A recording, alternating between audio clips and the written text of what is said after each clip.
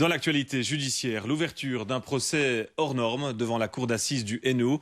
2 membres d'une même famille sont accusés du meurtre d'une femme en 2009. La victime avait été poignardée à 61 reprises. Ce procès s'est ouvert sous très haute surveillance. Benjamin Samin, Dominique Sokolowski. Les policiers en uniforme sont présents à l'extérieur et à l'intérieur de la cour d'assises. Discrets, des agents en civil sont également présents. Sur le banc des accusés, il y a 2 membres de la famille Becker, Steve et Samson.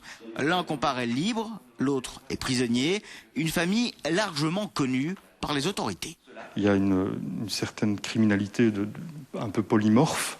On sait que ce sont des gens qui sont souvent impliqués dans des faits de criminalité de la région.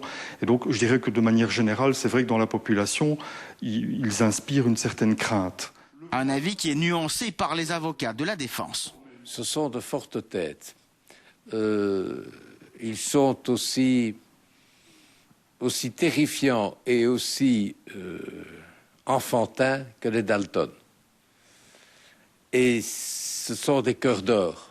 Pourtant, les autorités ont décidé de renforcer leur dispositif policier, notamment vis-à-vis des jurés. Pour les jurés, c'est une attention particulière vis-à-vis d'eux, vis-à-vis de leur domicile, de leurs proches, avec des contacts plus faciles avec les services de police en cas de problème.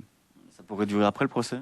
Effectivement, si nous avions éventuellement des informations concrètes qui allaient dans ce sens-là. Cet après-midi, la Cour a fait diffuser des écoutes réalisées dans les cellules du palais de justice de Mons entre Steve et Samson, mais la compréhension de cet élément est délicate. Ils parlent entre eux, ils emploient des termes selon les traditions Becker, selon leur langue Becker gitane. Maintenant, les jurés vont avoir chacun les retranscriptions et vont pouvoir suivre. Et donc, ce sera beaucoup plus facile.